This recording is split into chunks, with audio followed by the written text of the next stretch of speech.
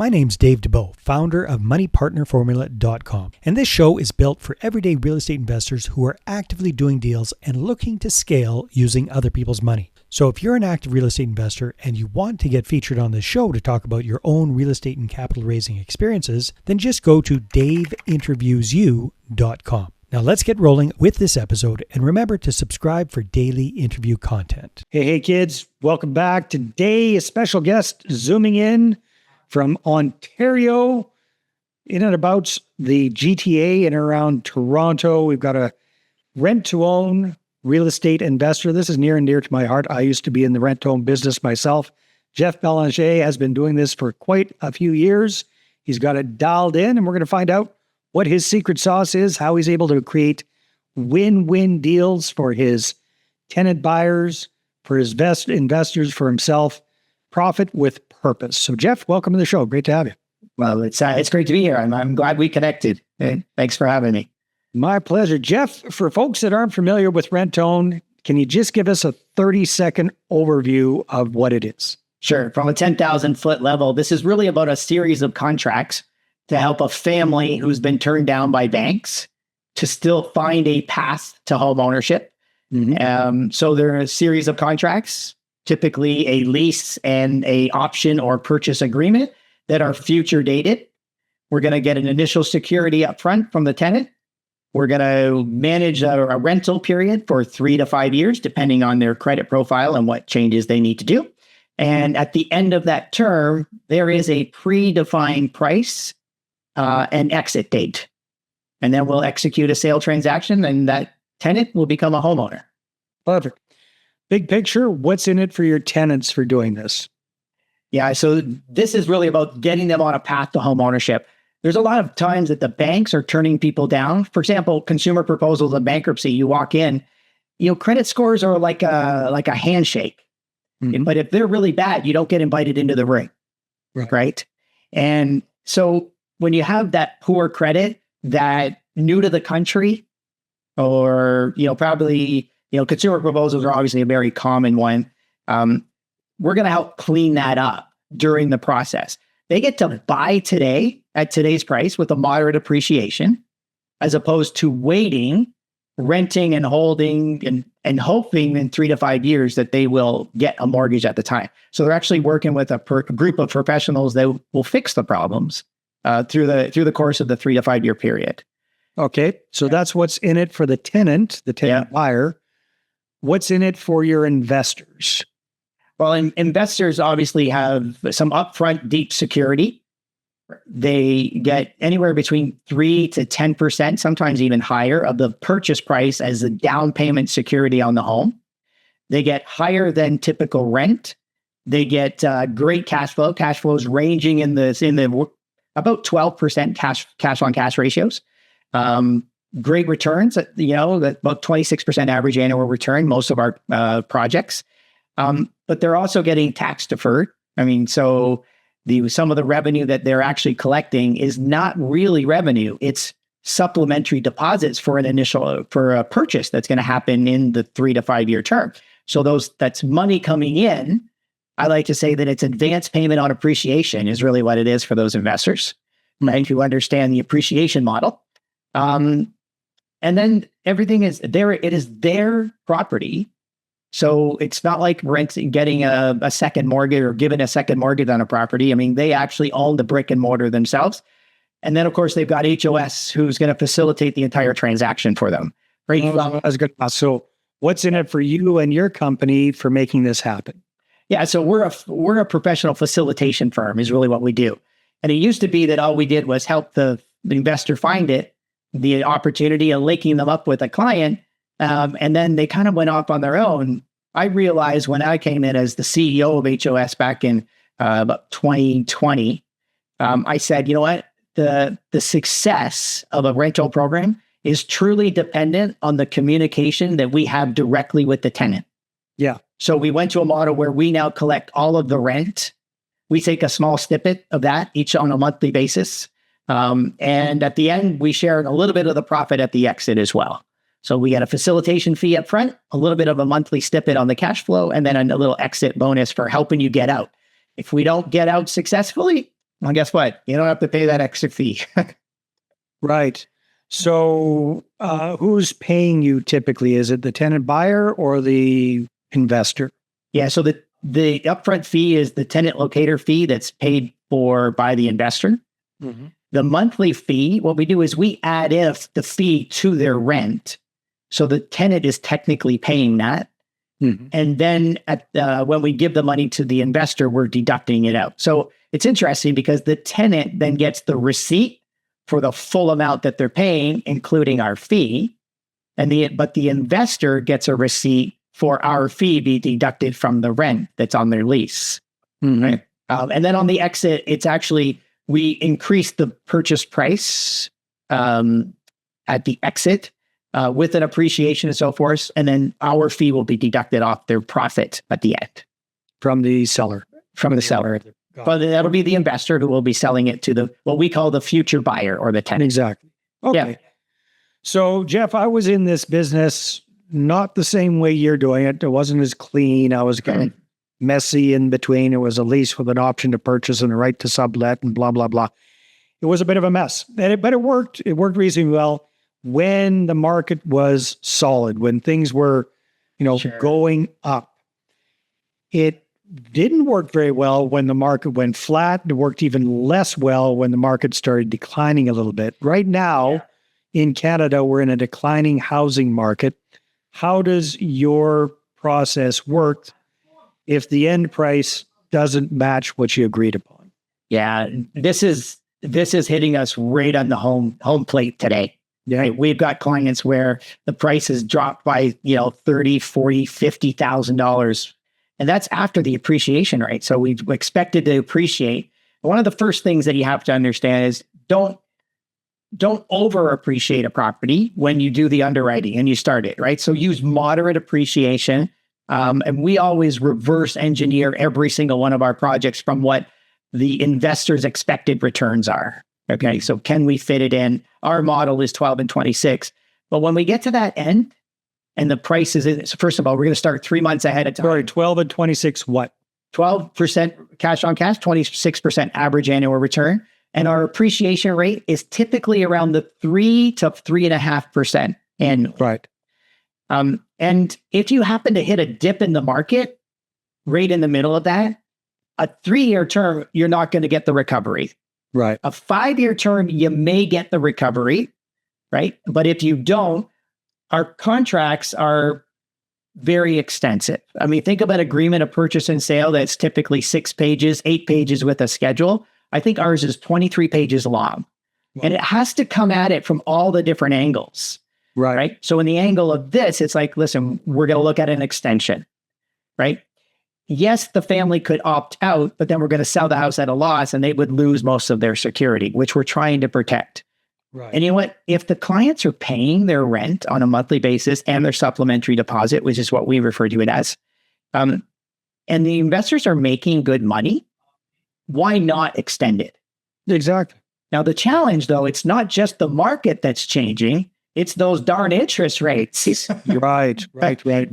So what happens if we got in at 3%, right? Which was happening years ago. Yeah. Yep. Yeah. I had a gentleman that was in at a 1.89% mortgage. Wow. Right. Good old days. Fantastic. Right. Now client needs to extend. It was going up at that point. It was a 7% when he had to. Oh my God. It's a huge impact. Yeah. Legally, from a rent perspective, you can't increase the rent that much. Right. That 2.5%. Yeah. That 2.5% that they allow doesn't allow for much. So we have clauses that are specifically about doing the extension fees for the family. It's not rent. The rent won't change. The rent might increase because of property taxes and insurance. So we'll make that adjustment. And then there are agreement of purchase and sale. Think of what happens if someone says, hey, I know we're supposed to close on Friday. I need 2 more week extension to close an agreement of purchase and sale. There's going to be fees. Mm-hmm. There's going to be an extension fee, right? That's how we work it into the agreement. And the family, again, it's all about affordability. It's all about the investor coming in to find a good balance. We use that word balance a lot, right? And like I say, balancing the bathwater, right? Yep. But it definitely creates some challenges. But we've been around the block now, 1,300 rent homes underneath our belt. Wow. That's a lot. We've pretty much seen everything. I like to say I'm really good at facilitating these deals. The number one failure for a rent to own, if you were to ever be asked, can you take a guess at what it might be? Number one reason for failure? Rent to own. Well, my experience was the tenant buyer flaking out. Yeah. Ours is actually divorce and separation. Yeah. Well, they flake out for many reasons. That's a big one. For sure. Yeah. And so all of a sudden they don't have that exit strategy of a double income. Right. Yeah. So we're used to all of these different things of playing this. So I say, yes, I'm a great facilitator. I'm a terrible marriage counselor. Yes. Yeah. Right. Hey there, if you're a capital raiser, a syndicator, or a fund manager, and you're looking for a steady flow of incoming accredited investor leads, then go ahead, grab a free copy of my new book, How to Get 20 Accredited Investor Meetings Every Month Without Cold Calling, Networking, or Chasing People. You can get that at 20accreditedinvestorsbook.com. Again, that's the number 20accreditedinvestorsbook.com. Yeah, well, it's, there's certain things you just can't control. That's for sure. Yeah, absolutely. Yeah. Interesting. So, Jeff, what kind of volume of deals are you guys doing these days in 2026? And what's kind of your market area that you're looking at? Yeah. So I'm a big fan of Southwestern Ontario, right? I mean, that's where, right? But I stay out of the GTA area often because the GTA, if you know Toronto, the land transfer tax is twice what it is anywhere else. Right. And of course, when you're thinking about from an investor hitting certain returns, that cost is directly transferred into the program, which often makes it unaffordable for the family. Right. Our investors like everything from condos to single family. We stay away from little farms, right? For mortgage reasons, of course. I want to stay away from condos for a while too.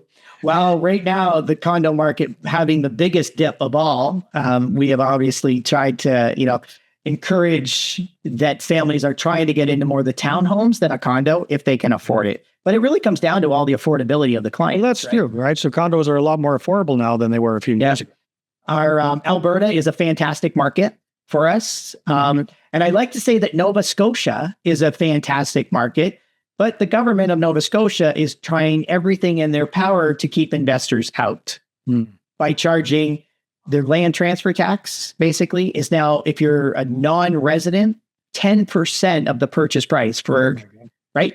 I mean, most I think there was just so much speculation went into that province so quickly. It's a knee-jerk reaction. Okay, so you're not just Ontario, you're in some other provinces in Canada as well? Yeah, I've got everything from British Columbia to, I just closed the deal out in St. John, Newfoundland. Nice. So how do you guys manage these properties and these tenant buyers at a distance? What does that side of things look like? The babysitting side? Yeah, so there's a few little tricks that we have to consider. First of all, the maintenance side of things is the responsibility of a tenant. And I know that's kind of outside the landlord-tenant board, kind of typical rules, right? I mean, if you think, landlords have to take care of the home. We're not just letting them rent house. We're giving them the option to buy this. So it's a partnership. And so the communication with the tenant from day one is you have to do, the maintenance. You're responsible for the maintenance. I don't want investors to think that they never have to get involved, right? Mm-hmm. Because it's happened to me. What happens if the furnace breaks down in middle of January? Yeah. Right. And the tenants don't have the means to buy a new furnace, right? Then, capital investing, but we work out a strategy to add that to exit price and charge them interest. So as opposed to them renting from Reliance, right, for an 84-month lease, right? Yeah, exactly. Sometimes the capital investor will invest the capital, put in the furnace. So there's lots of different things like that. Different options there. Yeah. That's lots of things. So, but how do you guys work like the credit repair side of things? Because again, my experience was I didn't do anything anywhere near 1,300 deals. That's for sure. But my experience was tenant buyers tended to be nice people. Some of them had very good financial habits and just had a life event happen that was really, really crappy. Some of them were just dumb with money and poor habits. Yeah, for sure. Have poor habits, that sort of thing.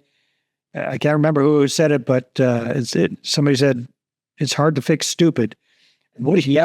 Yeah. What do you guys do, or how do you filter to avoid getting these kind of disaster buyers? Yeah. So the disaster avoidance is really the path to home ownership program that we have in place. Yeah. So this is where we're going to nurture this family. And our system is set up so that every family meets with us on a quarterly basis. Oh, good. Okay. Okay. And in that time period, we're having the credit report, and we're running several different simulation tools on them to give them action items about what they need to do to their credit profile to fix it. And these are some really sophisticated tools nowadays that are out there that kind of say, hey, listen, if you want to increase your credit score from a 605 to a 650, and you want to do it in 3 months based on your situation, different trade lines and so forth, this is what you need to do, right? Yeah. So we have a lot of that going on. So you give them homework and then you follow up and make sure they did it. Well, yeah. I mean, so next 3 months, now, did you do that? And if you didn't, well, it's pretty hard to kind of, you can't take them to the principal's office, right? Yeah. Can't slap them on the wrist. But you clearly have to communicate that, listen, what's happening here is you are putting your exit in jeopardy. And that exit means that $50,000, $60,000, $70,000 that you've accumulated in security is on the line. Yeah. That wakes them up. It wakes them up. It does. I mean, there's pride in home ownership, right? But I'll tell you, having that $50,000 invested in this property, there's a lot of pride that people are going to have to try to protect that. So what are you typically looking for from an upfront? I used to call it an option fee. I'm not sure what you call it. Okay. From your tenant buyer. But what is that? So first of all, let's talk about the auction, because it's an interesting conversation with me about the typical agreement is a lease and an option. Mm-hmm. Okay. I think the word option is a lot like the word hope. Yeah, it's optional. That's right. Well, there's not really any firm commitment there. Yeah. What we give them is a lease that protects us on the landlord-tenant board side of things. Yeah. Okay. And then we give them an agreement of purchase and sale that's future dated. Okay. It is a firm purchase to buy. And it's kind of interesting. I say that this contract's 23 pages long because here's the scenario. Have you ever ran into a family that's buying their first home? And what are they doing the first 3 to 4 weeks prior to close? They're driving by that house every single night in excitement of getting their home. Right. Well, it just so happens about 2 weeks prior to the close, they notice the moving truck's already there. So they call up their realtor and their lawyer and they said, hey, they're moving out early. Can I move in early? And the lawyer says, no. Why? Well, because there's a lot of risk, right? That's what a rent-to-own is. Mm-hmm. It's a risk, right? It's the risk of saying, I'm going to let my tenant move in 3 to 5 years before, not 3 to 5 days, 3 to 5 years. So that contract is so important, right? So ours is a future agreement that's law, and you are firm on it. And if we ever have to go to litigation, it's litigation against an agreement of purchase and sale that you're defaulting on. If I have to evict you, I go to the landlord-tenant board. If they bring up the agreement, you can bring it up, but I will clearly define that this is an agreement of purchase and sale, and they have no jurisdiction over the agreement of purchase and sale. Let's focus on the rent arrears. Right. Right? Yeah. So that's... Plus, one of that rent arrears has just made the agreement of purchase and sale null and void, I'm assuming. Sorry, If they quit paying the rent, then the contract of purchase and sale is null and void.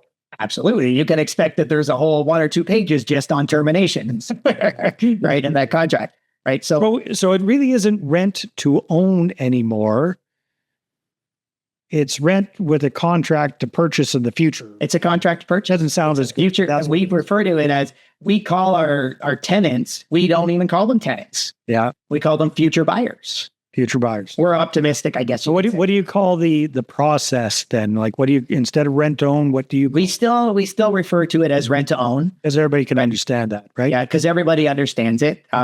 We've tried a few times to maybe kind of twist the lingo a little bit, but it always comes back to, this is a rent to own model, or this is a lease to own, right? Or a lease option agreement. And so we have to stop them on that. It's not an option, right? Mm-hmm. I'm looking for people who are truly committed to this. If you're not committed, then I'm not going to write you a contract. Yeah, it's a lease agreement, at least with an agreement purchase. Agreement to purchase. I like it. That's smart. So clients are typically given between 3 and 5% as their initial deposit. They give that to HOS, normally before the investor goes firm on a purchase. So we've got their security in control. And there are agreements that actually say if they walk away while the investor is firm, they will forfeit that money. Well, fair enough. Right? I mean, it's no different than if I walk away from the deal. The investors put up 20% plus closing costs and property transfer tax. That's right. So it works out to be, they net in somewhere around 18 to 19% with closing costs of the purchase price. Yeah. Very, very cool. Jeff, we could talk about this all day, but we don't have that much time. So if people are interested in finding out more, where should they go? How can they find out more about the two easiest ways, the LinkedIn profile is one for sure, right? Looking up Jeff Belanger on LinkedIn, right? We can share that. And hosinvestors.ca, go to our contact page. You can actually register as an investor and you'll get a personal contact call right from myself or Terry Heptich, my business partner. And then of course, when you're there, if you just want to send me an email, my email address is on that contact form. On HOS. And Jeff, thanks so much for being on the show and explaining how you guys do your rent-to-own deals. All right. That's fantastic. Good to see you again, Dave. We'll catch up again soon. Take care, and we'll talk to you on the next one. Hey there. I really hope you enjoyed that episode. And as always, if you want to listen to more daily interview content, make sure you subscribe. And if you're an active real estate investor and you're doing deals and you'd like to get featured on this show, then just head over to daveinterviewsyou.com.